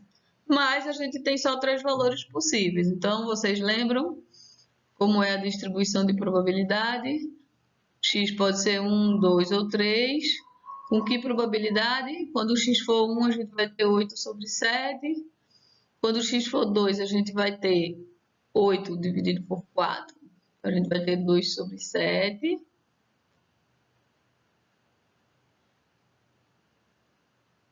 Não. Tá errado, né? O primeiro que eu fiz aqui tá errado. Quando o x for 1, a gente vai ter 8 dividido por 2. A gente vai ter 4 sobre 7. Podia editar o vídeo e tirar esses errinhos, mas eu acho que eles ajudam também a gente a ver que não faz muito sentido. Como é que eu vi que não ia bater? Eu já estava fazendo as contas aqui, que essa soma tinha que dar 1, então já tinha alguma coisa esquisita para mim. E quando o x for 3, eu vou ter 1/8 aqui, então a gente vai ter 1 sobre 7. Vamos ver se está satisfazendo. Quanto é que dá a soma? 4 mais 2, 6. 4 mais 2, 6, mais 1, 7. 7 sobre 7. O total deu 1. Então é bom a gente verificar para a gente não ter erro de conta. Mas não era isso que estava pedindo, o exercício pedia. Queria que a gente calculasse o valor esperado para essa variável aleatória discreta. Então a gente vai fazer o valor esperado de x, vai ser primeiro valor possível 1, ponderado pela probabilidade desse valor, 4 sobre 7. Quando a gente faz assim na tabelinha, é só a gente multiplicando um pelo outro e soma tudo. Próximo valor possível, 2, ponderado pela sua probabilidade, 2 sobre 7. Terceiro valor possível, 3, ponderado por 1 sobre 7. Então, a gente vai ter tudo sobre 7 aqui, 4 mais 4 mais 3. 4 mais 4, 8 mais 3, 11 sobre 7. Exagerei aqui, não foi nesse tamanho dessa barrinha. Então, a nossa média vai ser 11 sobre 7. Desafio para vocês, tentem fazer aí no caderno de vocês. Façam o gráfico dessa distribuição, façam o gráfico. X pode ser 1, 2 ou 3. Coloquem a função massa de probabilidade e tentem representar graficamente essa média, como vocês vão ver se realmente há uma medida boa para a tendência central nesse gráfico. Então, exercício para vocês. Aí, agora a gente vai fazer outra coisa. Vamos fazer uma aposta. Então, vamos lançar duas moedas. E X vai ser o número de caras, igual a gente já estava calculando antes. Só que a nossa aposta vai ser assim. Para cada cara que sair, você recebe R$30. Uma aposta boa, né? Por quê? Porque não vai ter como perder essa aposta por enquanto. Então, para cada cara que sair, você recebe R$30. Qual o valor esperado da quantia recebida com essa aposta? Então, Y agora é a quantia recebida.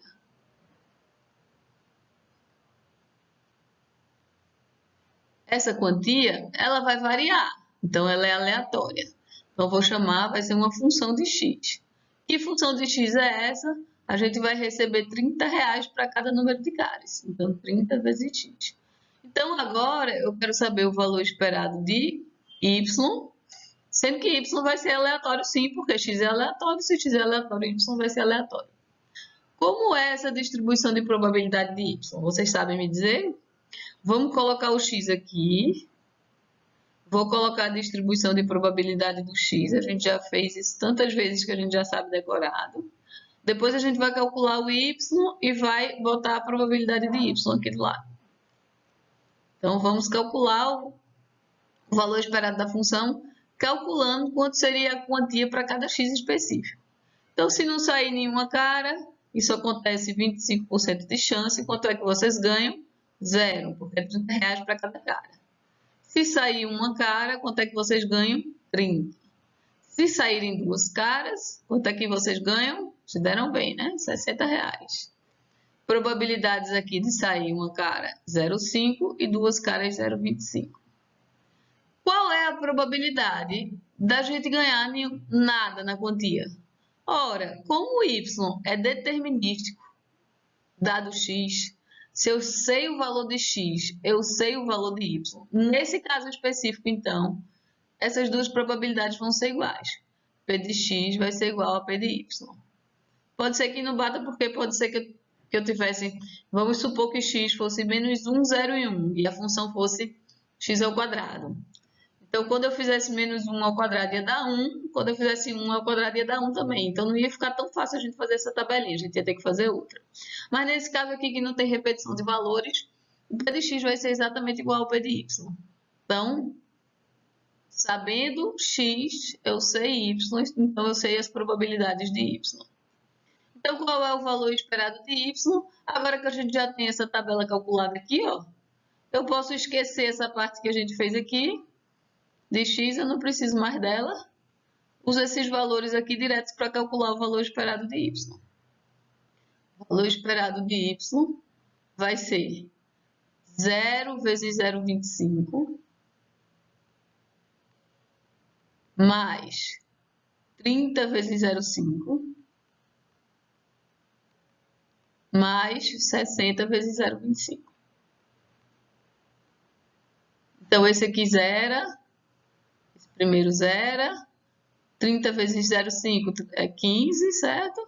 60 vezes 0,25 é 15 também. Então, o valor esperado da quantia recebida é R$30. Tranquilo? Aí fica uma pergunta para vocês. Será que é por acaso? Vocês lembram quanto era o valor esperado de x? Se eu pegasse esse quadradinho aqui e calculasse, a gente já fez isso no slide passado. O valor esperado de x foi 1. E vejam que o valor esperado de y, qual é a função de y em relação a x? É 30 vezes x. A gente pode fazer 30 vezes o valor esperado de x, vai dar a mesma coisa. Será que isso é por acaso? A gente vai ver mais na frente que não.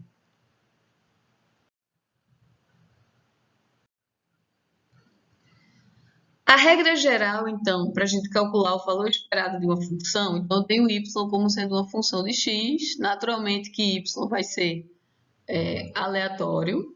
Se não for aleatório, vai ser constante, então o valor esperado vai ser o próprio valor da constante. Então, supondo que vai ser aleatório, como é que a gente vai calcular o valor esperado? A gente vai ponderar, pela definição de valor esperado, de y, todos os valores possíveis de y pela probabilidade desse y acontecer. Só que, como a gente fez no slide passado, cada valor possível de y vai ser a função do xi correspondente. No caso lá, o 30 era 30 vezes 1, o 60, 30 vezes 2, o 0, 30 vezes 0. Então, lá eu tinha três valores possíveis de x, 3xis, 0, 1 e 2. E o valor de y associado a cada um desses era 30 vezes xi. Então, a gente vai jogar a função aqui dentro do somatório para substituir. E a probabilidade de cada y sair é igual à probabilidade do xi, como a gente viu lá no exemplo. Porque se eu sei a chance de cada xi acontecer, automaticamente a gente vai saber a chance de cada y acontecer. Então, para calcular o valor esperado de uma função h de x, basta a gente ponderar os valores possíveis dessa função para cada xi possível pela probabilidade de cada xi. É bem simples, como a gente fez no exemplo anterior. Mas claro que a gente pode complicar um pouco. A gente vai ver mais na frente um exemplo. E a complicação, na verdade, é só como é que eu calculo a função de interesse. Como é que a gente obtém, qual é a expressão que a gente quer. Então, é mais uma questão de português do que de dificuldade de aplicar realmente essa definição de valor esperado da função. Aí, a gente viu, antes da gente passar para esse exemplo que eu estava falando para vocês, a gente viu no exemplo passado que o valor esperado de 30x era 30 vezes o valor esperado de x, certo? Então, 30 podia sair de dentro do valor esperado, ou do operador esperança, como tem livro que gosta de chamar isso aqui como sendo um operador, esse é. Tranquilo? Na verdade, a gente tem, o que a gente vai provar aqui nesse slide, é algo um pouquinho mais geral. A gente pode tirar de dentro do valor esperado, de dentro do parênteses do operador esperança, tanto uma constante multiplicando, como a gente fez aqui, quanto uma constante somando. Então, se eu tivesse feito uma aposta assim para vocês, vocês já iam ganhar de cara logo R$3. Então, o valor que vocês iam ganhar era 30 vezes para cada cara que sair, mais R$3. Então, eu poderia tirar esse 30 vezes o valor esperado de x, mais esses R$3.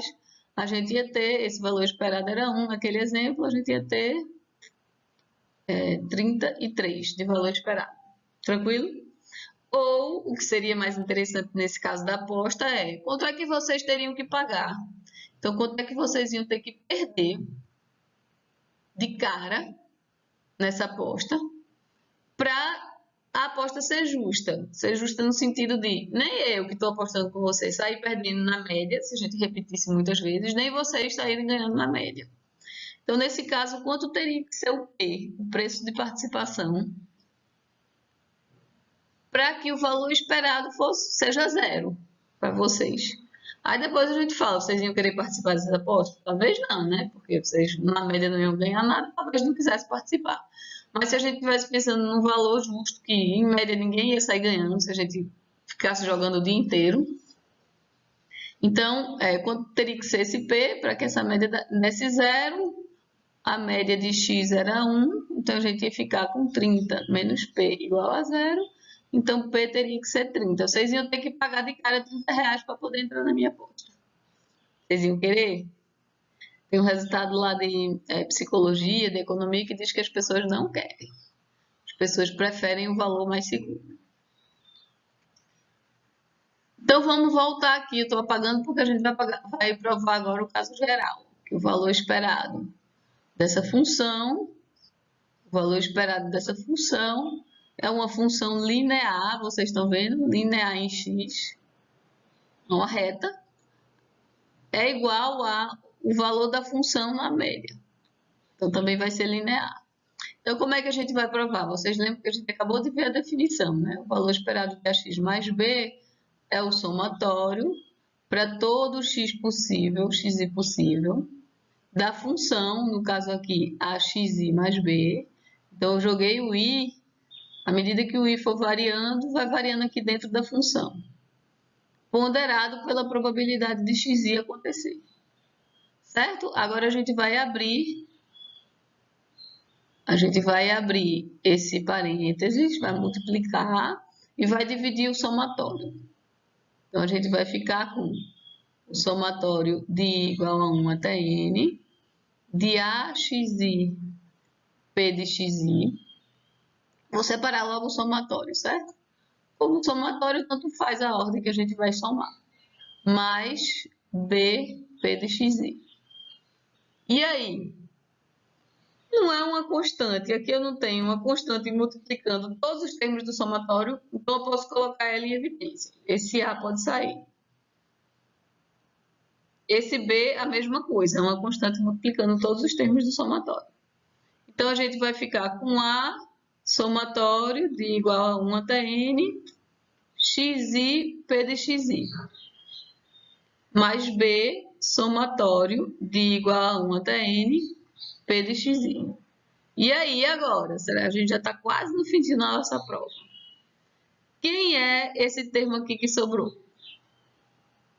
Quem é esse termo? Se eu ponderar cada xi possível pela probabilidade dele sair. Ora, é a média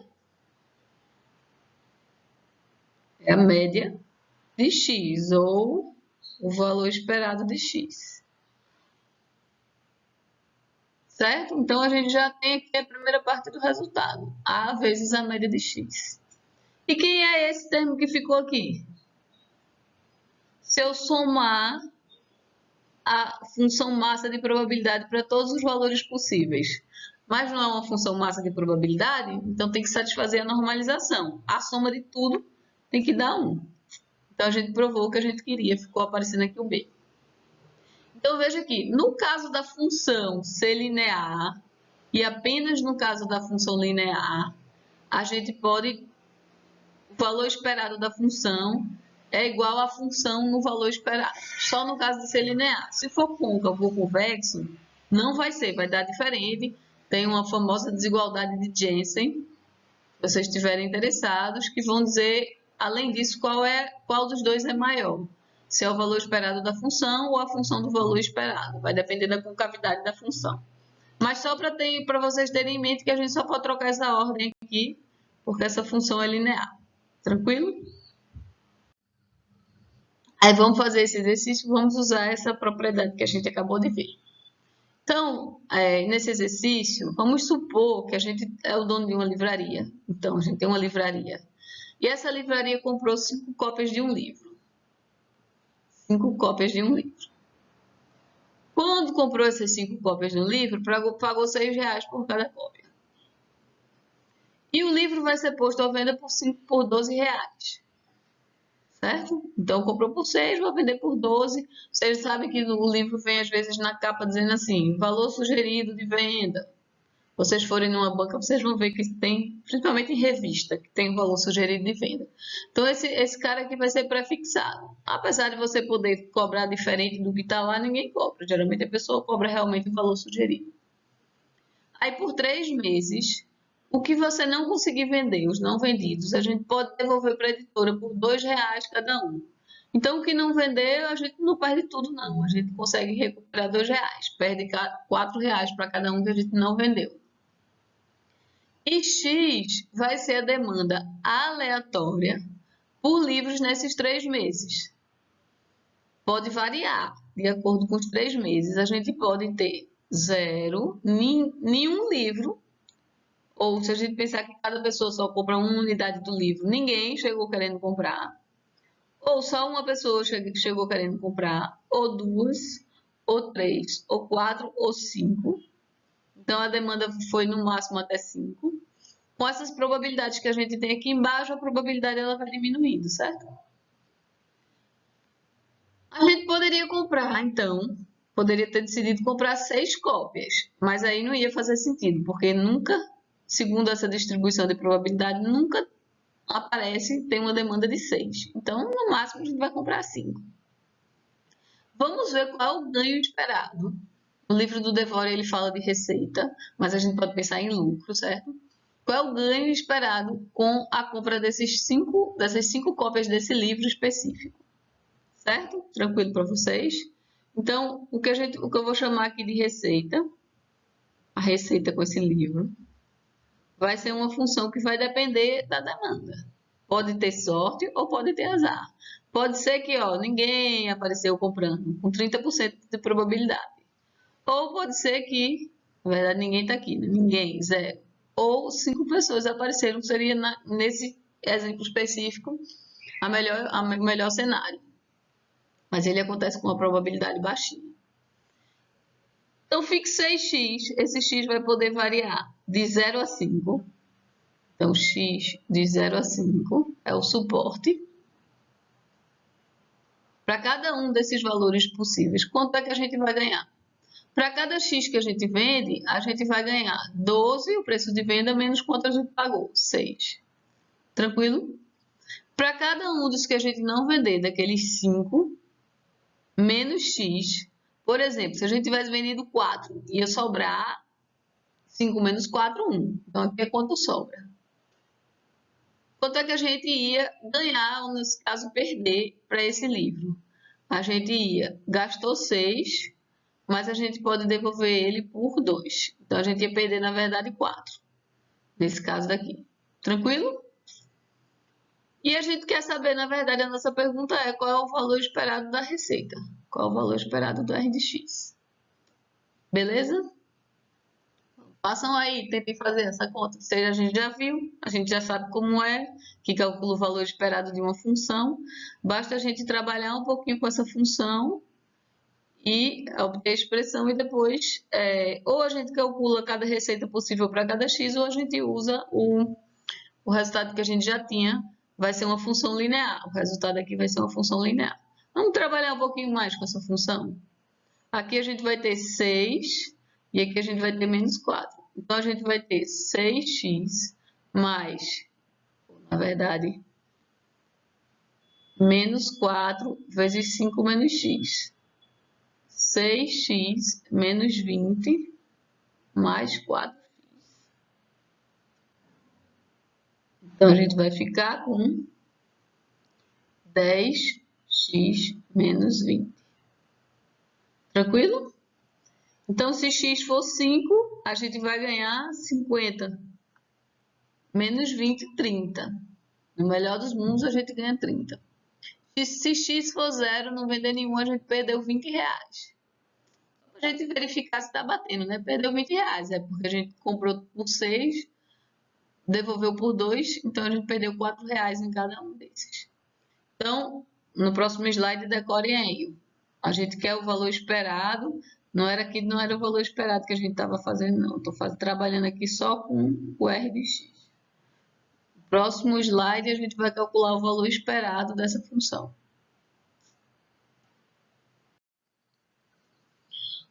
Vou anotar aqui o resultado que a gente acabou de obter, antes que eu esqueça. A receita que a gente vai ter vai ser 10x menos 20, tranquilo? E a gente quer saber o valor esperado dessa receita. Qual o valor esperado dessa receita? Vocês estão vendo que é uma função linear? Então, pelo resultado que a gente teve agora, vai ser 10x menos 20, que é igual a 10 vezes o valor esperado de x menos 20. Vamos calcular o valor esperado da demanda média por livro nesses 3 meses. Como é que a gente vai fazer? Esse vezes esse, mais esse. 0 vezes 0,3, mais 1 vezes 0,2. Todos os valores possíveis ponderados pela probabilidade deles saírem. Tranquilo? Vamos botar aqui na tabela. 0 vezes 0,3 vai dar 0. 1 vezes 0,2, 0,2. 2 vezes 0,2, 0,4. 3 vezes 0,15, 0,45. 4 vezes 0,1, 0,4. 5 vezes 0,05 vai dar 0,25. Então, se eu somar isso tudo, o valor esperado de x vai ser essa soma. Somando isso tudo, quanto é que dá? Esse 0 morreu, 0,2 mais 0,4, 0,6. Mais, vou botar esse 0,4 aqui. Isso aqui vai dar 1. Então, eu botei já esse. Já botei esses dois. Faltou 0,45 e 0,25. Então, 0,6 mais... dá 0,7, né? 1 mais 0,7. Então, o valor esperado de venda de livro é 1,7. 1,7 livros na média. Nesse caso, venda é igual à demanda. É a demanda média. Então, quanto é que a gente vai ganhar com esse livro? Vou botar 1,7 aqui, que a gente acabou de calcular. A gente vai ter 10 vezes 1,7, 17 menos 20. Opa, menos 3. Menos 3 negativo, professora. É, negativo. A gente está perdendo dinheiro com esse livro que a gente comprou. Onde foi que a gente errou? Não era para a gente ter comprado 5 livros. Por quê? Se a gente compra 5 livros, a gente tem livro demais, já que a demanda por 5 livros vai ser muito baixinha. Fica de tarefa para vocês me dizerem qual é o número ideal de livros que a gente deveria comprar. 1, 2, 3, 4, 5 a gente já viu que não era, né? É melhor comprar 0, aí a gente tem uma receita esperada de 0, do que comprar 5. Qual desses outros valores possíveis vai dar uma maior receita esperada para a livraria? Tarefa para vocês. Teve um ano até que eu botei essa questão na prova, uma prova na parte escrita. Aqui tem a resposta para vocês, desse exercício um pouquinho mais bem explicada, né? Isso é porque eu gosto também de dar só os slides. Principalmente quando eu dava aula ao vivo, o aluno ficava com o slide. Aí eu aproveito para verificar que eu não errei nenhuma conta. Ficou aqui o desafio: quantos livros o livreiro deveria comprar?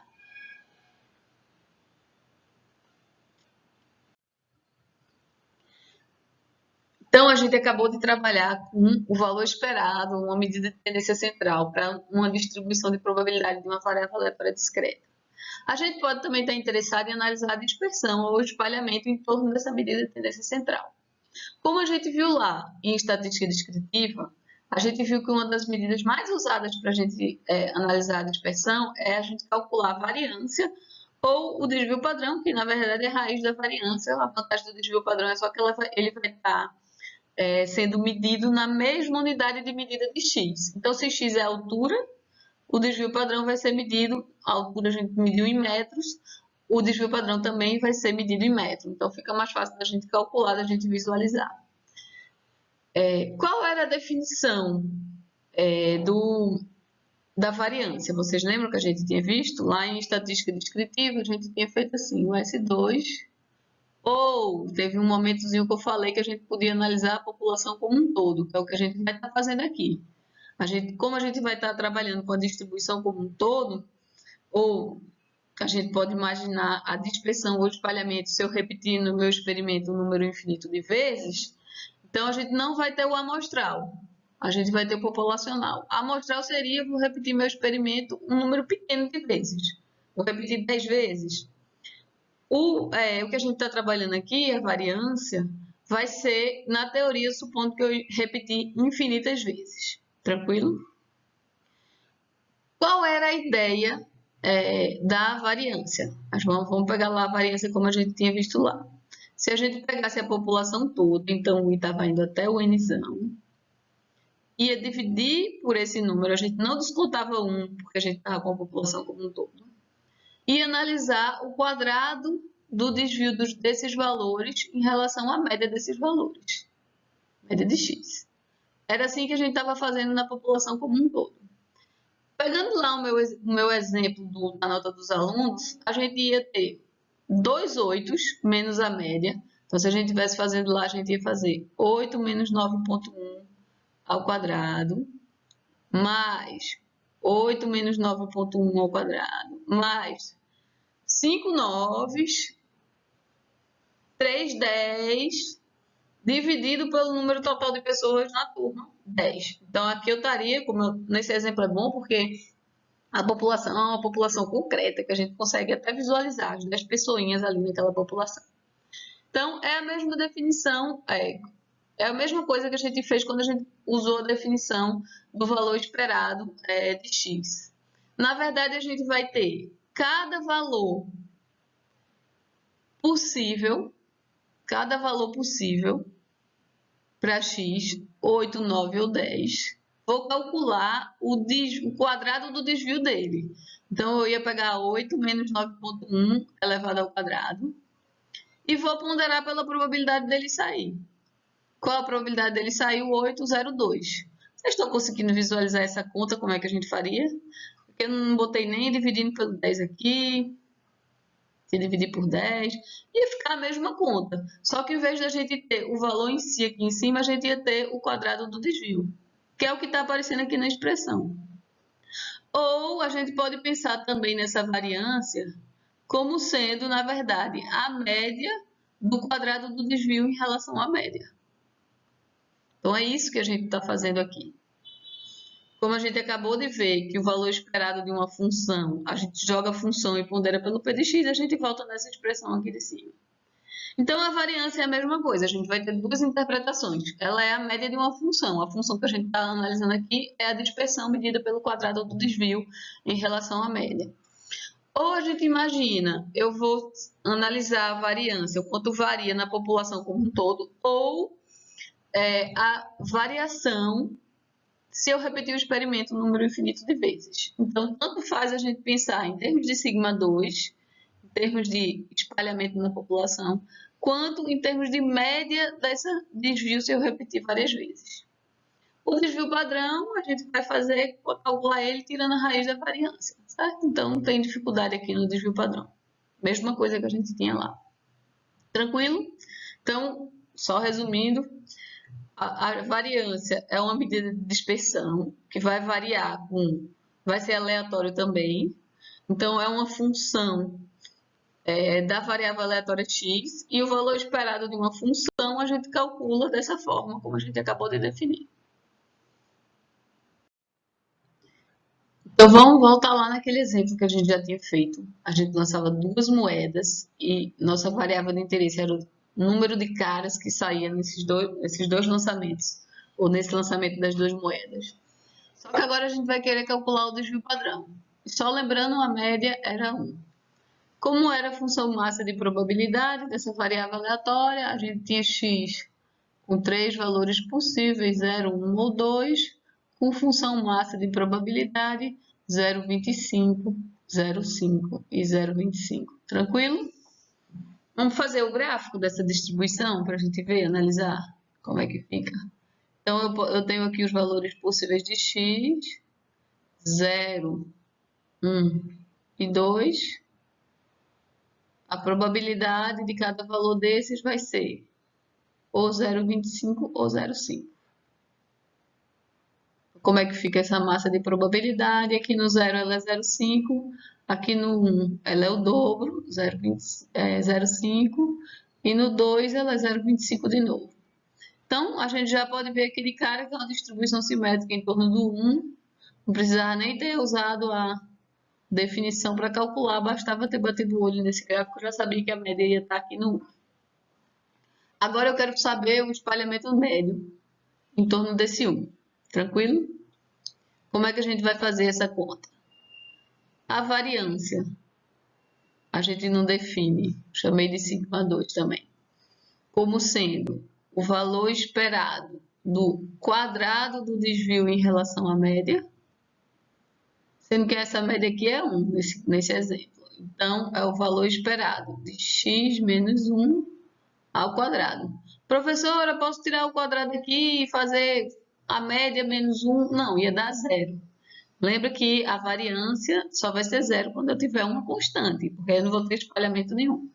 Então, é só um exemplo para vocês, mais um exemplo de quando a gente não pode trocar, não pode inverter a ordem dessa conta. Não posso fazer primeiro a média menos 1 e depois ela vai ao quadrado, não. Como é que a gente faz nesse caso específico? Vamos variar os valores possíveis. Então, nesse caso a gente tem 3 valores possíveis, 0, 1 ou 2, de 1 até 3. xi menos 1 ao quadrado vezes a probabilidade de xi. Tranquilo? Então, para o primeiro valor possível por 0, eu vou ter o quadrado do desvio em relação a 1, vezes 0,25, que é a probabilidade do zero sair. O segundo valor possível é o 1, bate com a média, então nesses valores aqui, o quadrado do desvio é 0. Deixa eu apagar esse, ficou feio no gráfico. Então, vezes 0,5, mais terceiro valor possível, 2 menos 1 ao quadrado, vezes 0,25. Tranquilo? Esse aqui vai dar 0. Aqui eu vou ter primeiro termo, menos 1 ao quadrado, que é 1, vezes 0,25, mais 2 menos 1, vai dar 1, 1 ao quadrado, é 1, 0,25. Então, a variância aqui nesse exemplo é meio, o que vai me dar um desvio padrão, que é a raiz da variância, a raiz de 0,5. Vocês vão ver que vai dar um pouquinho menor do que 1. Por quê? Eu tenho um conjunto de valores com desvio 0 e o maior desvio que a gente tem é 1. Então, o desvio médio, e essas aspas aqui é porque a gente tira a raiz, ele está entre 0 e 1 na nossa unidade de medida. Então, esse é só um exemplo simplesinho para a gente ver como é que a gente aplica essa fórmula, como é que a gente raciocina em termos da distribuição. O que a gente está querendo analisar realmente é a dispersão em torno do valor típico.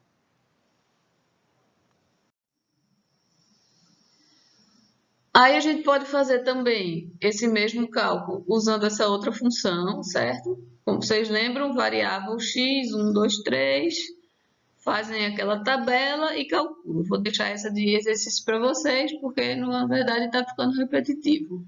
Só lembre que a gente vai ter 1, 2 e 3 e o p de x vai ser 4 sobre 7, 2 sobre 7 e 1 sobre 7. Aí faz do mesmo jeito que a gente acabou de calcular.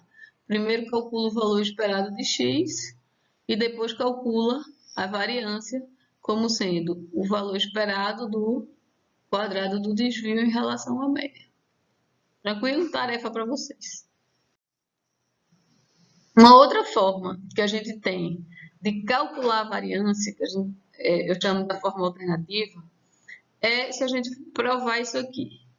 Em vez de eu estar calculando o quadrado do desvio e depois multiplicando, a gente, na verdade, pode calcular simplesmente o valor esperado de x ao quadrado menos a média ao quadrado. O ganho em termos de cálculo não é tão grande assim, certo? Porque de todo jeito a gente vai ter que calcular a média e de todo jeito a gente vai ter que calcular o valor esperado de uma função. Mas na prática eu já percebi que a gente erra menos a conta quando a gente faz usando a forma alternativa. Então vamos primeiro provar essa forma alternativa. Como é que a gente vai fazer para provar? Vocês lembram que é o valor esperado de uma função, a variância? A gente vai abrir a função dentro e vai sair separando os termos que a gente puder separar. Então, deixa eu pegar aqui a canetinha, em azul, a variância de x é o valor esperado. Vou botar um feito aqui, de x menos a média ao quadrado. Tranquilo? Vou abrir esse termo aqui, vou abrir esse quadrado. Então, vai ser o valor esperado de x ao quadrado menos 2x mais μ ao quadrado. Tranquilo? Mas a gente não já provou que o que for linear a gente pode tirar de dentro do valor esperado? Então, o que é linear aqui nesse exemplo? O 2 é linear porque a constante vai poder sair. Vai dar o menos 2. O μ também é constante, porque como a gente viu nesses exemplos passados, o μ já vai ser uma conta que a gente já vai ter feito. Então, lá na nota dos alunos, a nota podia variar, 8, 9 ou 10, mas a média é 9,1, é um valor fixo constante já, não está mais variando com x. Ou no exemplo das duas caras, a média é 1, então já não está mais variando com x. Então, a média vai ser constante, vai poder sair da mesma forma a média ao quadrado. Então, aplicando aquilo que a gente já viu, de tudo que for linear pode sair de dentro do operador esperança ou de dentro do valor esperado. Como é que a gente fica? A gente fica o valor esperado de x ao quadrado menos 2μ, valor esperado de x. E aí, para sair um tracinho a mais aqui. Mais μ ao quadrado. Tranquilo? Aí, prestem atenção. Quem é o valor esperado de x? A gente está usando também essa notação μ. É o mesmo que a média. Então, quem a gente tem aqui é, repetindo o primeiro termo, valor esperado de x ao quadrado menos 2μ vezes μ é μ ao quadrado. Mais μ ao quadrado, só repetir o último termo. Então, a gente fica com o valor esperado de x ao quadrado menos, juntando esses dois termos, μ ao quadrado, que era o que a gente queria provar. Tranquilo? Então, uma forma alternativa, novamente, o ganho é só que a gente geralmente erra menos no cálculo quando a gente usa essa forma alternativa. Aí, do mesmo jeito como a gente calculou o valor esperado de uma função linear, vamos calcular a variância da função linear. A gente vai provar que a variância da função linear, constante multiplicando vai sair ao quadrado, constante somando não interfere. Quando a gente viu em estatística descritiva, a gente já tinha provado esse resultado, só que usando a forma de variância lá em descritiva, usando o somatório da população como um todo. Qual é a lógica aqui para o B, a constante, sumir? Sumiu daqui, ficou zero, certo? Porque vocês lembram que quando a gente faz uma soma, a gente pega nosso gráfico, imagina que a gente tem um gráfico aqui assim. Quando a gente soma, a gente está transladando eles, só deslocando, ou para cima ou para baixo. Aí, dependendo do vídeo, vocês vão interpretar o que é cima ou baixo, certo? Ou para um lado ou para o outro. Então, como a gente só fez deslocar, somar ou subtrair uma constante não interfere na dispersão ou no espalhamento dos valores. Essa é a intuição para o B sumir. E quando eu multiplico por uma constante, vai depender se esse A ele é maior em módulo ou menor do que 1. Se ele tiver entre menos 1 e 1, então a gente vai, na verdade, estar reduzindo o gráfico. A gente vai estar diminuindo o espalhamento dele. Se ele for maior do que 1, maior do que 1, a gente vai estar espalhando ele. A ordem do espalhamento é no quadrado da constante que a gente está multiplicando. Como é que a gente vai provar isso? Primeiro lembrando que vou chamar isso aqui de y, certo? Se y é ax mais b, qual é a média de y? Qual é a média de y? Eu vou chamar aqui de μ de y. É o valor esperado de ax mais b, que é, a gente já provou isso, a valor esperado de x mais b, ou a μ de x mais b. Tranquilo? E a variância de y, então, que é o que a gente quer provar ali, a variância de y vai ser o valor esperado do quadrado do desvio de y em relação à média de y. A média de y a gente acabou de ver quem é. Jogar aqui. Y, por definição, é essa função linear. Então, a gente vai ter o valor esperado do quadrado de... Será que vai caber aqui dentro?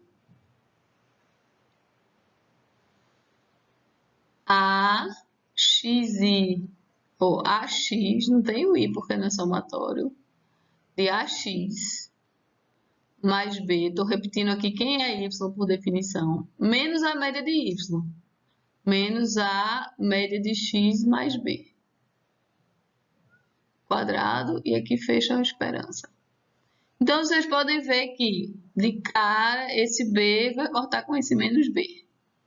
Então, vai sobrar dentro, a gente vai ficar com o valor esperado de AX menos a mi de X ao quadrado. Tranquilo? Aí, esse A gente vai botar em evidência, vai sair daqui de dentro desse quadrado. Vai ficar, então, com o valor esperado de A ao quadrado, x menos mi de x ao quadrado. E como é constante, vai poder sair de dentro do operador esperança. Então, a gente vai ficar com A ao quadrado, valor esperado de x menos mi de x ao quadrado. Só que quem é mi de x? Só que quem é o valor esperado de x menos mi de x ao quadrado? Essa é a própria definição da variância de x. B de x. Aí a gente provou o que a gente queria. O a ao quadrado saiu, vezes o que ficou foi a variância de x. E o b aqui não vai entrar, não vai interferir. Tranquilo? Então, lembrando, se eu fizer uma transformação linear na variável, só a constante que multiplica que vai interferir no espalhamento ou na dispersão medida através da variância. E a constante vai sair ao quadrado. Constante somando, some. Ou diminuindo também. Aí fica esse exercício para vocês fazerem em casa. Certo? Nesse exercício a gente vai ter uma loja de eletrodomésticos, vende 3 modelos diferentes de freezer verticais, com 13,5, 15,9 e 19,1 pés cúbicos de espaço. X é o volume de armazenagem comprado pelo próximo cliente. Então, pode ser um desses 3 valores de volume dos freezers. E a gente tem aqui a probabilidade de X. Então, 20% dos clientes vão querer esse modelo com 13,5 de volume, metade quer o modelo médio intermediário, 15,9, e 30% vai querer o modelo com 19,1. Calcular valor esperado de X, valor esperado de X ao quadrado e variância. Aqui eu já estou indicando para vocês, calcula o valor esperado e aí depois usa para calcular a variância, certo? Usando aquela forma, variância é igual ao valor esperado de x ao quadrado menos a média ao quadrado. Esse aqui é a média. Vou pegar o primeiro valor, elevar ao quadrado, calculo esse e faço. Aí a gente vai trabalhar com preço. O preço vai ser uma função linear de x. 25 para cada valor de pé cúbico menos 8,5. Aí a gente vai calcular o preço esperado. O preço esperado aqui é o valor esperado dessa função. 25x menos 8,5. Lembrando que é uma função linear, então não precisa fazer muita conta, é só usar a média que já tinha sido calculada antes. Para a variância é a mesma coisa, a variância desse preço. A gente acabou de ver, hein? O 8,5 não vai interferir e o 25 vai sair ao quadrado, eu vou precisar saber a variância de x, que a gente já teria calculado no item A. E aí, por último, vai precisar calcular a capacidade real. Capacidade real vai ser diferente da capacidade nominal que vinha dizendo lá que tinha no freezer. Vai ser um pouquinho diferente. Vai sair esse 0,1 vezes x ao quadrado. E aí a gente quer saber qual é a capacidade real esperada. Então, o que eu quero que vocês calculem aqui, eu não, né? Na verdade, esse exercício é lá do Devore, é o valor esperado de h de x, ou o valor esperado de x menos 0,01 x ao quadrado. Aí lembra que tudo que for linear a gente pode sair separando. Então, vai ser a média de x menos 0,1, média de x ao quadrado, que já foi calculado na letra A. Certo? Então, só na letra A que é para ter bastante conta, o resto é para sair facinho. E aí a gente terminou essa parte 1, conceitos gerais para uma distribuição de probabilidade discreta. Então, a primeira coisa, na verdade, que a gente fez nessa aula foi a gente definiu variável aleatória, a gente viu que ela pode ser de três tipos, na verdade, discreta, contínua e mista. Mista a gente não vai ver nesse curso, discreta a gente começou a ver nessas aulas. Aí a próxima parte que a gente vai ver casos particulares de variáveis aleatórias discretas, para depois a gente entrar em variáveis aleatórias contínuas. Uma forma da gente representar o modelo de probabilidade de uma variável aleatória discreta é a gente usando a função massa de probabilidade, que calcula a probabilidade de cada valor possível da variável aleatória. Então, a gente precisa primeiro do suporte, todos os valores possíveis, e depois a massa em cada ponto do suporte. Ou, alternativamente, tanto faz um ou outro, a gente pode trabalhar com função acumulada de probabilidade, com FDA. Tranquilo? Tem um errinho aqui, né? Tá faltando um B. Probabilidade. O Fzão de X. E aí a gente já viu, no último resumo que eu fiz até, a gente pensou como é que a gente faz para obter uma a partir da outra. Nessa parte final, a gente trabalhou com dois tipos de medidas numéricas. Uma medida numérica de tendência central, que é o valor esperado, ou a gente pode interpretar como a média na população. O valor esperado de uma função, que a gente viu como é que a gente faz. O jogo é a probabilidade de cada yi, se eu estou escrevendo a função y em função de x, vai ser igual à probabilidade de cada valor xi. A gente viu propriedades, que o valor esperado, a principal propriedade é que o valor esperado de uma função linear é a função linear do valor esperado. Depois a gente viu uma medida numérica ou uma característica de dispersão, que foi a variância e o desvio padrão, e propriedades dessa variância e desse desvio padrão.